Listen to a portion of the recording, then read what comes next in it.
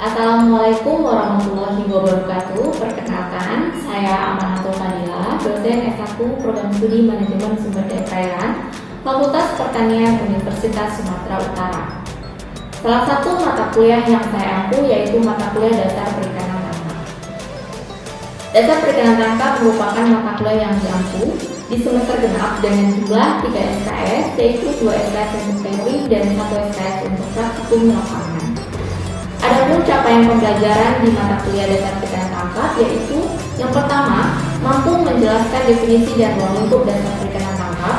Yang kedua, mampu mengkategorikan wilayah dan daerah penangkapan ikan. Yang ketiga, mampu mengklasifikasikan pelabuhan perikanan. Yang keempat, mengklasifikasikan jenis alat tangkap dan cara pengoperasiannya. Yang kelima, mampu mengetahui alat bantu penangkapan ikan. Berikutnya saya akan menjelaskan deskripsi mata kuliah Dasar Perikanan Tangkap.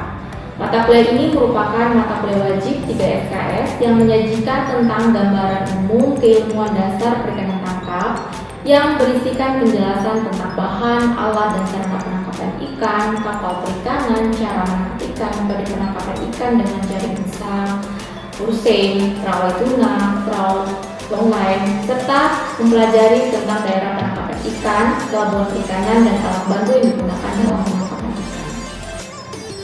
Selanjutnya dalam mata kuliah ini ada pun materi pembelajaran yang akan saya berikan kepada mahasiswa, diantaranya yang pertama pendahuluan, yang kedua ruang lingkup dasar perikanan tangkap, yang ketiga zona penangkapan ikan, yang keempat pangkalan pendaratan ikan, yang kelima sifat dan jenis bahan alat tangkap, yang keenam kapal perikanan, yang ketujuh pelabuhan perikanan, yang kedelapan daerah penangkapan ikan, yang kesembilan wilayah perairan laut Indonesia, yang ke-10 metode penangkapan ikan dengan ursein, yang ke-11 metode penangkapan dengan gill net, yang ke-12 metode penangkapan dengan trouble net, yang ke-13 metode penangkapan dengan longline, yang ke-14 alat bantu penangkapan ikan.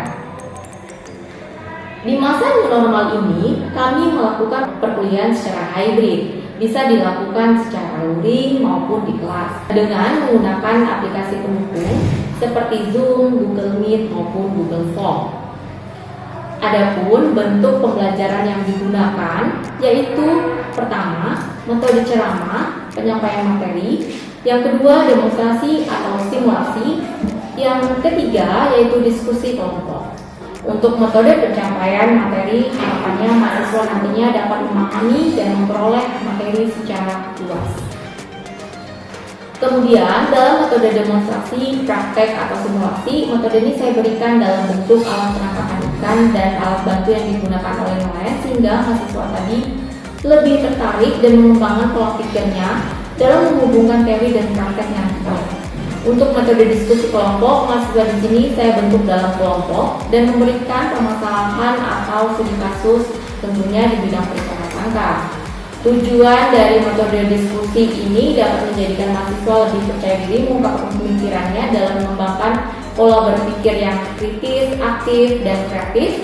Selain itu, saya mencoba menerapkan strategi pembelajaran yaitu dengan cara desk learning. Salah satu contoh yang saya berikan langsung studi kasus atau gambaran terkait tentang permasalahan yang terjadi pada lingkungan perairan pada perikanan tangkap. Kemudian kita akan mendiskusikan, memberikan analisis permasalahan yang terjadi di wilayah perairan tersebut. Di sini saya selalu mempersiapkan dan menyiapkan bahan ajar berupa slide presentasi yang sesuai dengan RPS. Kemudian dalam bentuk kegiatan praktikum, saya juga menyiapkan akan memberikan atau tuntunan praktikum dalam menuntun mahasiswa untuk melakukan praktikum. Untuk sistem penilaian di sini dibagi menjadi tugas, kuis, UTS, kemudian ada UAS. Masing-masing memiliki bobot yaitu 40% tugas, 10% kuis, UTS 25% dan UAS 25%.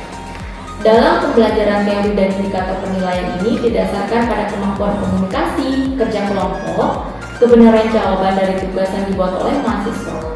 Sedangkan untuk kriteria dan indikator penilaian dalam pembelajaran praktikum, di sini saya juga melihat dari aktivitas atau saya juga menilai dari aktivitas keterampilan mahasiswa ketika melakukan praktikum di laboratorium, kerjasama dan penyusunan laporan praktikum. Kemudian semua nilai akan saya berikan secara transparan, tentunya dapat bisa saya berikan melalui WhatsApp group ataupun saya akan menempel melalui mading di jurusan. Oke, berikutnya selanjutnya kita akan saksikan video pembelajaran berikut ini. Oke, Assalamualaikum warahmatullahi wabarakatuh. Waalaikumsalam warahmatullahi wabarakatuh. Selamat pagi semuanya. Pagi, Bu. Sudah sarapan? Oke, alhamdulillah pagi ini kita akan melakukan kuliah dengan materi yaitu daerah penangkapan ikan. Ini adalah pertemuan kita yang ke-8.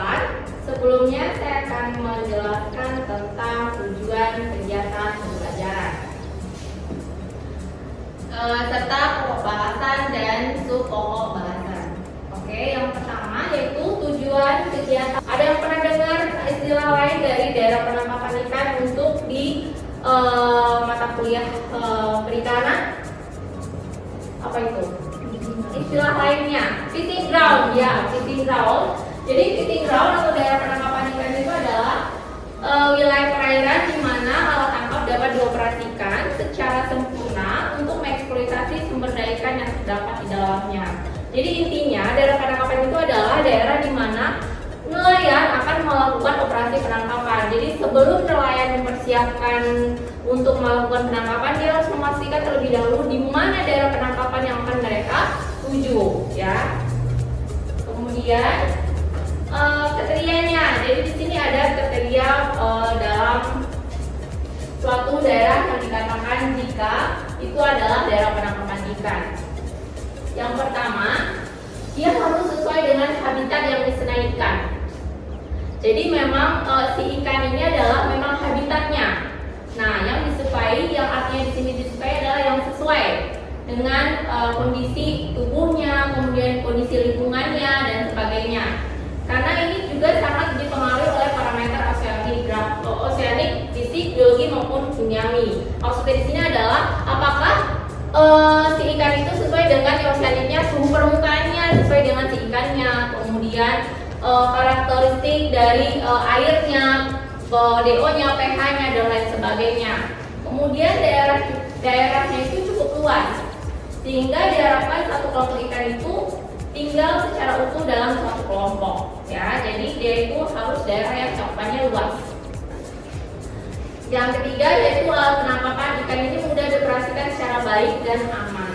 Jadi untuk kriteria satu daerah ini juga disesuaikan dengan alat tangkapnya. Apakah alat tangkap ini mudah dioperasikan secara baik dan aman sesuai dengan perairan tersebut? Maksudnya, jika perairan tersebut adalah perairan lebih dari 12 mil, artinya si nelayan itu juga harus menyiapkan kapal atau alat tangkap yang sesuai dengan kriteria dari 12 mil tersebut. Bisa mereka menyesuaikannya berdasarkan tipe alat tangkapnya, kemudian kekuatan mesin dari kapalnya dan lain sebagainya.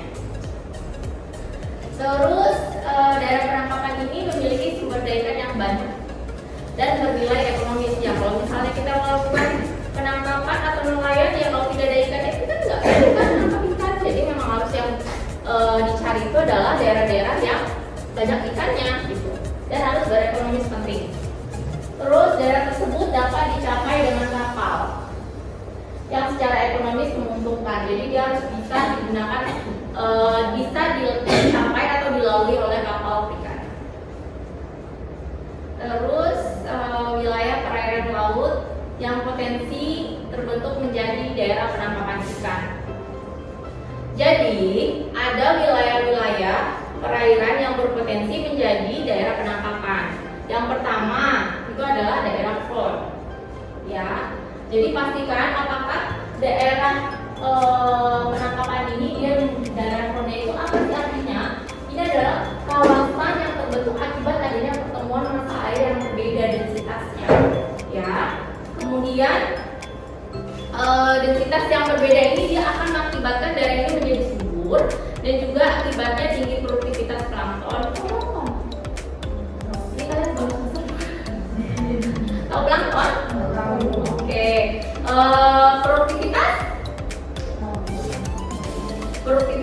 perairan, kemudian plankton, kemudian juga sebagai sumber makanan. Jadi yang perlu kita lihat itu daerah koron ini biasanya daerah koron ini adalah daerah di mana dia memiliki kaya akan nutrien dan juga sumber makanan bagi ikan-ikan atau nekton, ya. Terus kemudian ada juga beberapa penelitian menunjukkan distribusi ikan layang di perairan Jawa ini akan mengikuti di mana terbentuknya front. Contoh lainnya adalah di perairan Jepang, di mana terjadi pertemuan antara arus Kuroshio yang itu adalah arus yang bersuhu panas dengan Oyashio atau suhu dingin. Nah biasanya kalau pertemuan antara suhu panas dan suhu dingin itu disebut dengan wilayah yang terjadi daerah front, dan di sini adalah kaya akan sumber makanan atau nutrien bagi ikan atau ekosistem laut.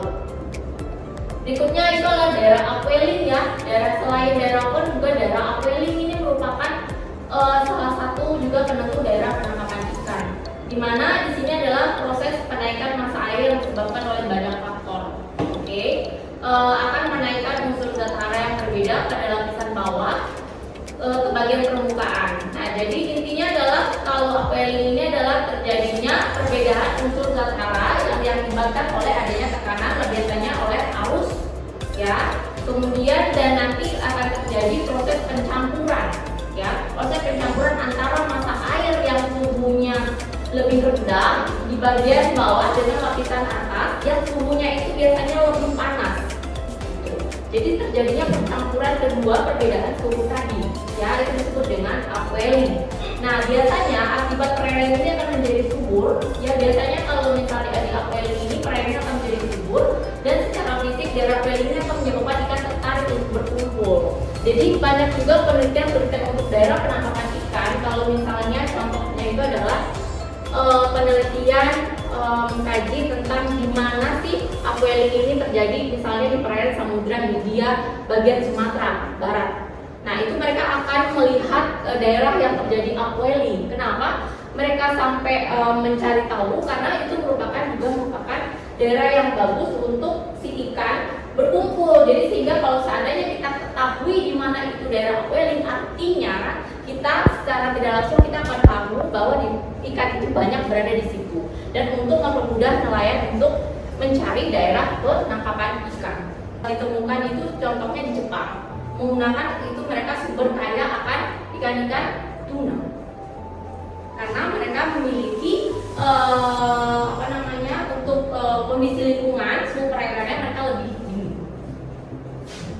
Terus kemudian selanjutnya nih, peraturan jalur daerah penangkapan. Jadi peraturan ini harus diterapkan oleh nelayan. Jadi setiap nelayan itu harus melakukan penangkapan itu berdasarkan jalur. Ini cara kerjanya, ya. Jalur pasut kurang dari 6 mil. Ini 0 sampai 3 mil. 0 sampai 3 mil dari darat, ya. Itu berarti kapalnya kecil. Di sini kan ada kapal tanpa motor. Tanpa motor artinya tanpa mesin, perahu, ya kan? Nah, terus kemudian kalau kapal statis, kemudian kalau 2 sampai 6 mil biasanya tanpa motor atau tanpa motor artinya dia bisa ditempel, pasang cokok. Jadi mau ke laut dia pasang, selesai dia lepas. Ini biasanya kapal motor tempel, istilahnya seperti itu. Terus kemudian jalur 2 ini adalah 1 sampai 12 mil. Ini kapal motor dalam maksimal 60 cm. Kenapa sih Bu diatur 6, 12, kemudian ada batas seluruh ini? Supaya tidak terjadinya kesenjangan perbedaan alat tangkap tradisional dengan alat tangkap modern. Perbedaan istilah alat tangkap tradisional dan modern ini bukan berarti alat tangkapnya yang bagus terbuat dari emas berarti dia modern, yang dari kayu itu tradisional, bukan. Tapi juga istilah pengganti lain itu berdasarkan ukuran. Jadi nelayan-nelayan kecil supaya dia tetap melakukan penangkapan. Jadi kalau misalnya saya ini punya kapal yang kurang dari 60 GT, saya harus lewatin dulu 6 mil itu. Saya nggak boleh turunin jaring saya, karena itu punya miliknya si kapal kecil itu. Jadi saya harus jalan terus. Padahal sebenarnya dengan alat tangkap yang saya punya, saya bisa aja dong lempar sembarangan aja. Atau juga ikan kalau punya KTP, emangnya punya KTP-nya ada bacaan di situ. Ikan khusus Namil, kan dia nggak punya KTP, jadi bebas. Nah, cuma karena aturannya supaya dan juga untuk menjaga kelestarian si ikan, untuk menjaga sumber daya stok si ikan. Jadi agar tidak terjadinya overfishing atau upaya penangkapan yang berlebihan. Dan ada batas terluar, ini adalah yang penting kapal berbendera Indonesia maksimal 200 GT. Apa itu GT? GT ini adalah mudahnya itu adalah ukuran. Jadi ukuran kapal. Jadi kapal kecil biasanya GT-nya lebih kecil. Kapal besar berarti biasanya GT-nya lebih besar. Nah, GT ini ada perhitungannya dengan menghitung dengan cara lebar sama tinggi kapal. Itu ada rumusnya. Kita masih sangat gampang kalau mau mengecek GT. Nah, cuman sayangnya banyak kejadian kalau di nelayan itu GT ini dipalsukan. Jadi sekilas memang kita melihatnya itu adalah 60 GT, padahal sebenarnya itu lebih dari 60 GT. Lebih dari 10 GT aja udah termasuk pelanggaran. Walaupun ditulisnya 60 GT, memang perbedaannya nggak terlalu terlihat. Tapi biasanya mereka cat di kapalnya 60 GT. Kenapa mereka curang-curang? Supaya mereka atau mereka turunkan supaya mereka bisa melakukan penangkapan di daerah yang sebenarnya bukan daerah mereka. Atau masalah perizinan. Jadi banyak hal yang bisa mereka curangkan atau mereka bisa membuat mereka tidak mengikuti aturan banyak hal. Salah satunya kalau mungkin perizinan agak lebih sulit kalau jika kapalnya ini terlalu lebih besar, jadi mereka perlu turunkan dan juga ini perebutan wilayah daerah penangkapan. Pelagis ya, ikan pelagis dan ikan demersal. Oke. Di sini ada saya berikan random ikan, nama-nama ikan,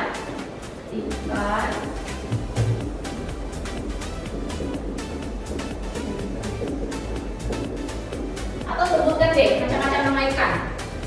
Ikan apa aja yang kalian tahu? Biar saya tulis di sini. Nggak penting harus mana yang pelajari, mana yang masalah dulu, yang kalian ketahui dulu. Ikan sate, ikan layang, ikan kakap, terus ikan bawal, apa lagi? Kerapu, ikan kerapu ya, ikan kerapu. Ikan teri ya, ikan kerapu, ikan teri. Oh, ikan mas, maksudnya di sini kita nggak bicara ikan laut ya. Jadi nanti juga berbeda. Jadi sumber daya ikan ini pun juga ada ikan air tawar dan juga ikan air laut. Cuman karena proses yang hubungan dengan daerah penangkapan atau penangkapan ikan, khususnya itu adalah ikan tangkap, itu biasanya kita bicaranya adalah sumber daya ikan yang ada di laut. Terus ikan kembung ya, pari, kembung. Oke, pari. Boleh dong maju satu orang. Ini larinya kemana? Ikan pelagis kah atau ikan demersal kah? Coba satu orang.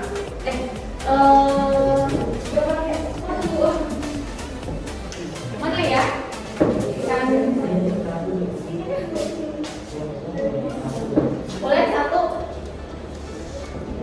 Ya, mana yang ikan? Pilih dua aja, maksudnya pilih dua aja. Dua saja, mana yang mau pilih? Mau ikan pelagis atau ikan demersal? Ya, dicocokkan aja. Dua aja. Oke. Kita minta yang ikan demersal. Ada nggak kira-kira di dalam list ini ikan demersal? Ada. Ya. Oke, kalau ada.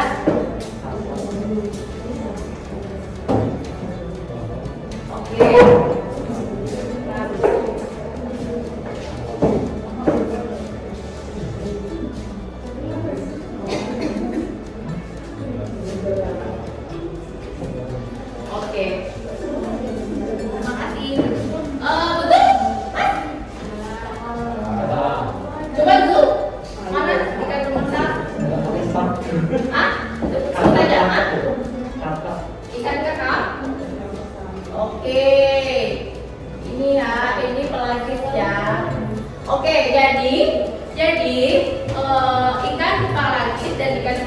sebelumnya kan di mata kuliah sebelumnya sudah diajarkan kan ya, apa itu ikan pelagis, kemudian apa itu ikan demersal. Nah, di sini saya lebih spesifik lagi spesies-spesiesnya. Nah, untuk yang ikan pelagis kan ikan-ikan yang berada di kolom perairan di permukaan. Kemudian kalau yang di ikan demersal di dalam perairan. Oke. Jadi ini adalah contohnya adalah ada ikan tongkol, itu ikan pelagis, kemudian ikan teri, kemudian ikan kakap, kemudian ikan kerapu. Terus kemudian kalau ikan-ikan yang berada di terumbu karang. Nah, ikan yang berada di terumbu karang. Ikan yang itu yang warna-warni deh. Ikan nemo, ikan ekor kuning ya. Itu juga ikan yang ada di permukaan. Oke, next. Oke, ini sekali lagi mengingatkan aja. Jadi kelompok ikan pelagis adalah ikan yang berada di lapisan permukaan hingga kolom air yang punya ciri khas utama yaitu beraktivitas selalu berbentuk gerombolan atau dia schooling, terus dan melakukan migrasi. Nah, migrasi untuk kebutuhan hidupnya. Jadi dia melakukan migrasi itu karena dia untuk memenuhi kebutuhan hidupnya dan yang sesuai dengan habitatnya. Ada pertanyaan? Silakan. Yang bertanya boleh, yang mau diskusi juga boleh. Siapa? Ayo. Atau saya tunjuk? Saya tunjuk ya. Satu saya tunjuk, kemudian berikutnya silakan pertanyaan. Oke, silakan. Ada pertanyaan? Perkenalkan Bu, nama saya Lucy. Di sini saya yang ditanya dari beberapa metode yang tadi seperti ada metode cross, zigzag, terus ada juga rectangular. Metode mana yang paling baik digunakan, terutama dalam penangkapan ikan seperti itu? Oke. Metode ya. Jadi metode zigzag.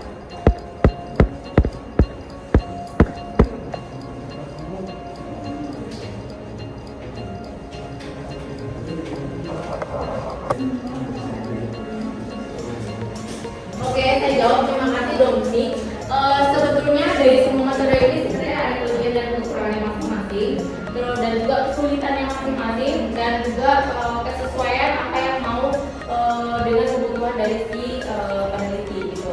Nah, saya rasa yang paling suka itu adalah zigzag observation, di mana ini itu adalah meliput daerah yang sangat luas, kemudian jangka waktu yang pendek, sehingga membuat titik-titik pengamatan dengan beberapa daerah survei. Jadi sifatnya adalah agak seperti horizontal. Jadi di sini kita melakukan penangkapan, kemudian nelayan agak maju, kemudian mengambil titik koordinat, kemudian pindah lagi titik koordinat sampai dengan, jadi dia agak horizontal. Jadi ini mengikuti akidah bahwa di sini itu adalah seperti karakteristik ikan pelagis. Nah, jadi kita akan mencari titik-titik yang dimana kira-kira si ikan ini dia akan melakukan pergerakan. Gitu. Tapi pergerakannya juga yang tidak terlalu luas. Nah, biasanya untuk yang skala kita mahasiswa S1, kita paling nggak masih menggunakan metode yang zigzag. Berbeda lagi dengan yang kita menggunakan metode yang tunnel, itu kan butuh waktu yang sangat lama untuk mengkonservasi daerah penangkapan. Walaupun itu sebenarnya untuk keakuratannya lebih baik, tapi untuk kita yang mahasiswa S1 mungkin sebaiknya kita bisa menggunakan teknik survei zigzag yang basicnya adalah melakukan penangkapan one day fishing. Terus selanjutnya silakan. Oke, apa namanya? Nama saya Rafa Bu. Tadi kan ada pada daerah masuk itu itu daerah pada itu kapal tanpa motor itu. Terus 3 itu daerah untuk kapal yang mengemudi. Ketika si kapal mengemudi itu menangkap ikan di daerah yang bukan di daerahnya, tugas untuk yang menangkap itu siapa? Menangkap ikan.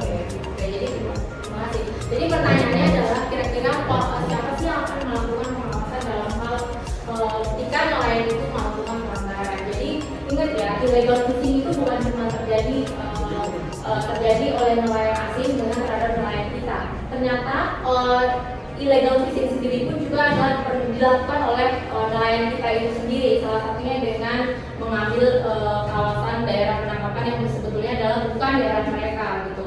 Nah, siapa yang akan melakukan pengawasan itu biasanya adalah dari dinas provinsi ya, dinas SDKP, yaitu adalah pengawasan daerah sumber daya kelautan dan perikanan. Jadi pengawasan dilakukan oleh SDKP. Nah, biasanya mereka akan beroperasi untuk mengamati kapal-kapal yang akan melakukan penangkapan, baik itu di siang hari maupun malam hari. Gitu. Selanjutnya silakan. Oh ya, oke.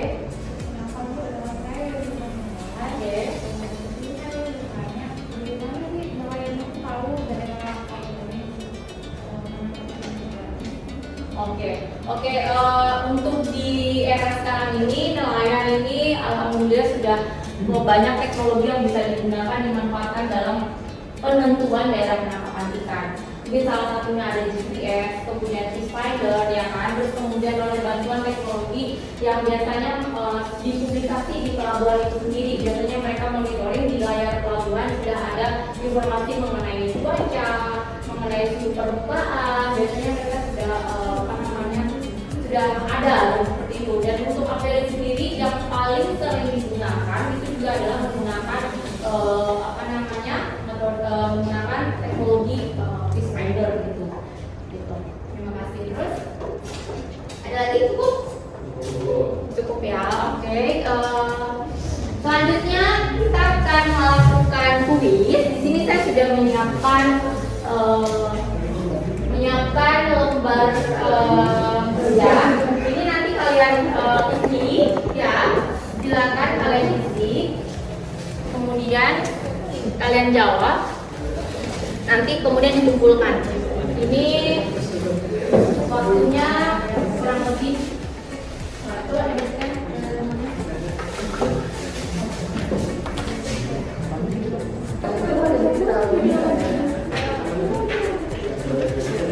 Oke, silakan dikerjakan. Waktunya kurang lebih 10 menit. Oke, waktunya sudah habis. Silakan dikumpulkan.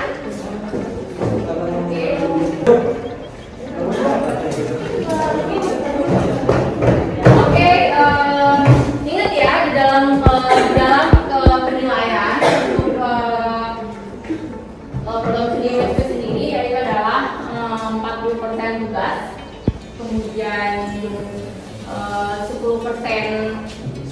kuis, kemudian 25% UTS, dan 25% UAS. Jadi pastikan kalian selalu hadir di kelas untuk presensi karena suatu waktu di situ saya akan memberikan kuis. Dan juga untuk tugas saya ingin membuat nanti kalian review jurnal tentang permasalahan perikanan tangkap yang ada di Sumatera Utara khususnya. Nanti di minggu depan kita akan melakukan diskusi kelompok.